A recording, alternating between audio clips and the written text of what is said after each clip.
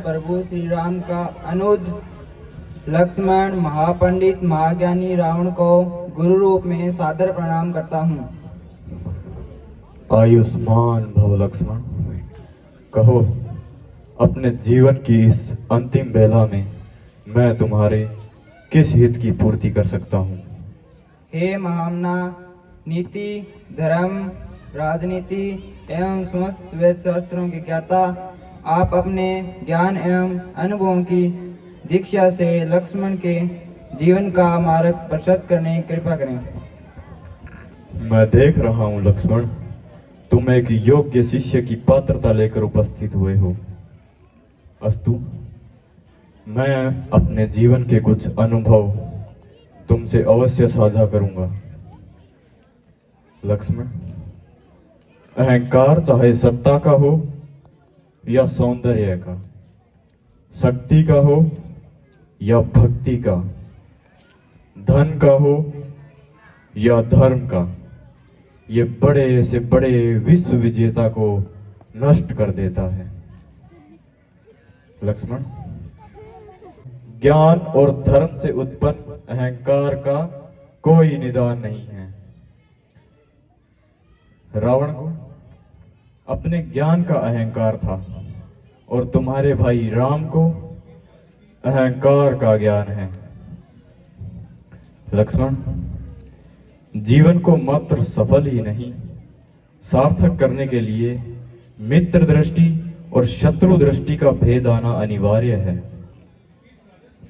मित्रता भले ही अपने समतुल्य या अपने से निम्न वर्ग के व्यक्ति के साथ कर लेना, किंतु शत्रुता सदैव अपने से योग्य, अपने से श्रेष्ठ व्यक्ति के साथ ही ठानना, क्योंकि ये जगत हमारे व्यक्तित्व का आकलन हमारे मित्रों को देखकर नहीं, हमारे शत्रुओं को देखकर करता है।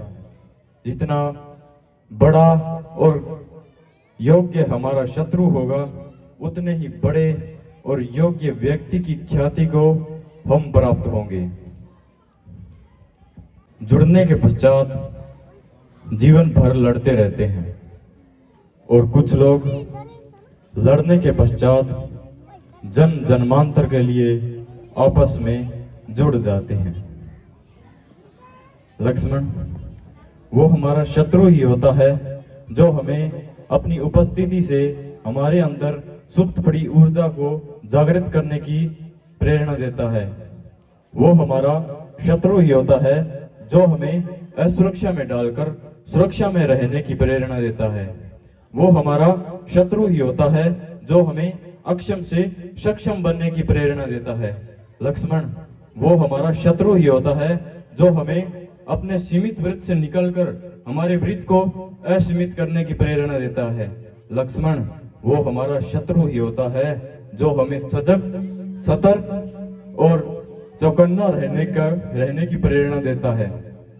इसलिए शत्रु तिरस्कार का नहीं, नमस्कार का पात्र होता है।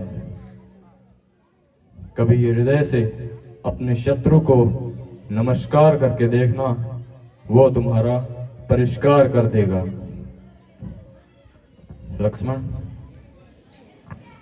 महादेव को पाने के दो मार्ग हैं। या तो हम कामना से पूरित होकर महादेव की उपासना करते हैं, या हम भावना से भरकर महादेव की उपासना करते हैं। स्मरण रखना, जब हम कामना से पूरित होकर महादेव की उपासना करते हैं, तब महादेव हमें वह देते हैं जो हमें प्रिय होता है। किंतु जब हम भावना से भरकर महादेव की उपासना करते हैं, तब महादेव हमें वह देते हैं जो महादेव को प्रिय होता है। जिनकी उपासना में कामना होती है, उन्हें महादेव से चाहिए होता है, किंतु जिनकी उपासना में भावना होती है, उन्हें महादेव चाहिए होते हैं। लक्ष्मण, हम एक बहुत बड़ी व्यवस्था के बहुत छोटे अंग हैं।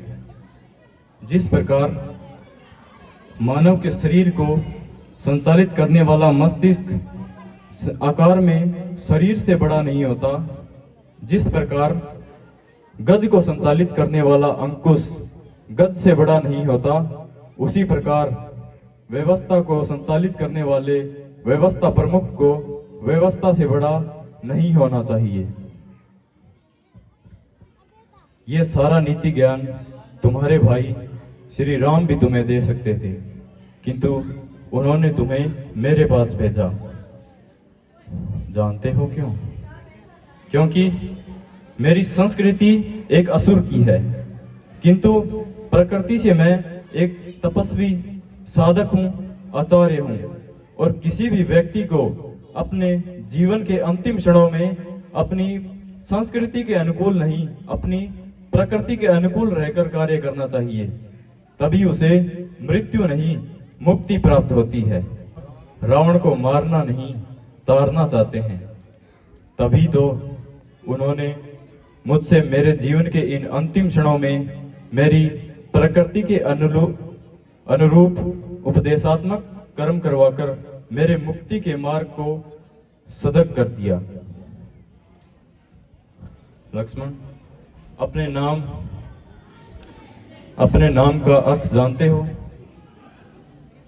लक्ष्य की ओर सदैव उन्मुख रहने वाले मन को लक्ष्मण कहते हैं, और तुम्हारा लक्ष्मण तुम्हारे भाई श्री राम हैं।